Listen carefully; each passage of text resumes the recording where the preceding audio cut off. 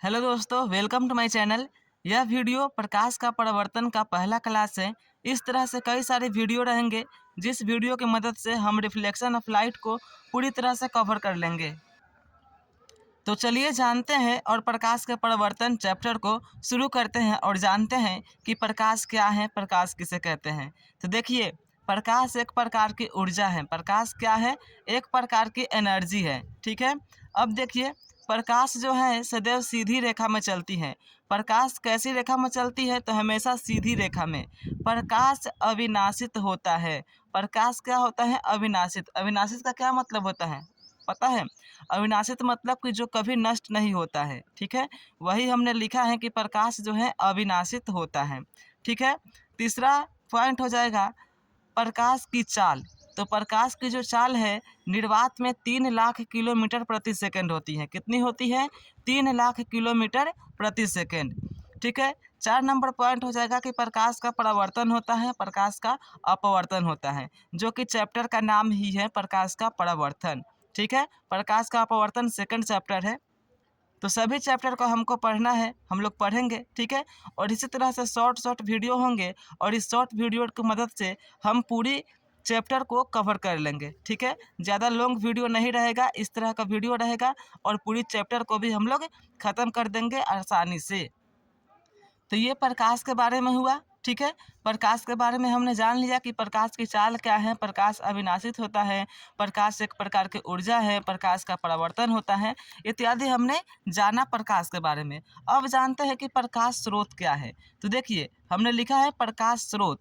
जिस वस्तु से प्रकाश निकलता है उसे प्रकाश स्रोत कहते हैं। हम अपनी दैनिक जीवन में जो भी वस्तुएं देखेंगे, यदि उनसे प्रकाश निकल रही हैं, प्रकाश दे रही हैं, तो उसे हम प्रकाश स्रोत कहेंगे। ठीक है।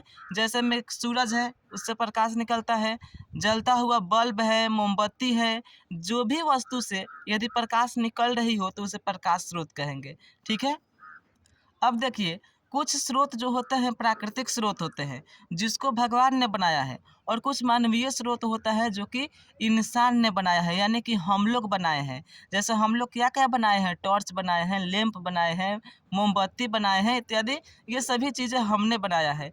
तो जो हम लोग बनाए हैं इनसे भी प्रकाश निकलता है, तो इसे मानवीय स्रोत कहेंगे। और जो भगवान ने बनाया है, जैसे में सूरज, चांद, ठीक है, तो ये सभी जो है प्राकृतिक स्रोत है, उनसे भी प्रकाश निकलता है। और जो हम लोग बनाए हैं टॉर्च, लैंप, मोमबत्ती, इनसे भी प्रकाश निकलता है। तो ये दोनों प्रकाश स्रोत ही है, लेकिन कुछ प्राकृतिक स्रोत होते हैं और कुछ मानवीय स्रोत होते हैं। तो प्राकृतिक स्रोत कौन कौन से हैं जिनसे प्रकाश निकलते हैं? तो सूरज हो गया, चांद हो गया, आग हो गया, इत्यादि। मानवीय स्रोत में बल्ब हो जाएगा, लेजर हो जाएगा, लेजर लाइट, और टॉर्च हो जाएगा। ठीक है। चलिए अब जानते हैं प्रदीप्त वस्तु के बारे में कि प्रदीप्त वस्तु क्या है। तो देखिए, वे वस्तु जो प्रकाश देती है उसे प्रदीप्त वस्तु कहते हैं। जैसे कि जलता हुआ बल्ब। ठीक है। जैसे में सूरज, चांद, ये सभी क्या है? सूरज चांद वस्तु नहीं है। ठीक है। जैसे में मोमबत्ती, जलती हुई मोमबत्ती, टॉर्च, लैंप, ये सभी क्या है? प्रदीप्त वस्तु है। ठीक है। सूरज चांद नहीं आएगा प्रदीप्त वस्तु में, क्योंकि सूरज चांद कोई वस्तु थोड़ी है। ठीक।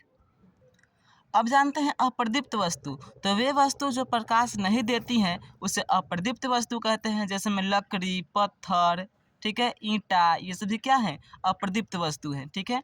चलिए अब जानते हैं कि प्रकाश का किरण पुंज क्या है। किरण पुंज, पुंज मतलब होता है समूह। ठीक है।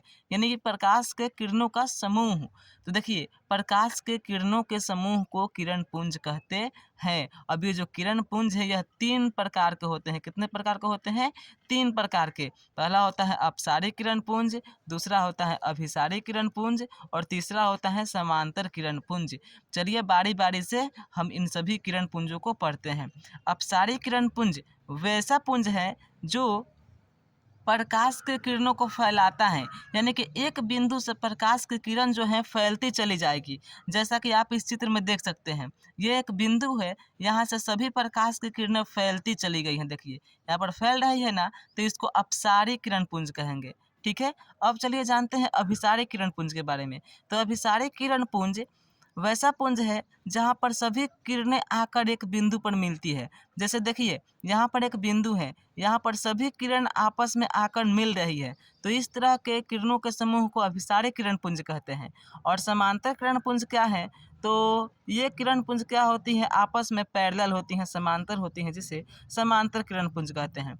अपसारी किरण पुंज को इंग्लिश में डाइवर्जिंग बीम, अभिसारी को कन्वर्जिंग बीम और समांतर को पैरेलल बीम कहा जाता है। नेक्स्ट वीडियो में हम लोग पारदर्शी पदार्थ, अपारदर्शी पदार्थ और परभासी पदार्थ के बारे में जानेंगे और कुछ महत्वपूर्ण क्वेश्चन को देखेंगे। ठीक है, तो इस वीडियो में प्रकाश का परावर्तन के फर्स्ट क्लास में बस इतना ही। सेकंड क्लास में हम लोग फिर कुछ टॉपिक्स को कवर करेंगे। इस तरह से पूरी शॉर्ट वीडियो की मदद से हम लोग पूरे प्रकाश के परावर्तन चैप्टर को कवर कर लेंगे। ठीक है, ज़्यादा लेंथी वीडियो नहीं रहेगा, इसी तरह का 5-5, 6-6 मिनट का वीडियो रहेगा और इस तरह से हम लोग प्रकाश के परावर्तन को पूरी तरह से ख़त्म कर देंगे, समाप्त कर देंगे।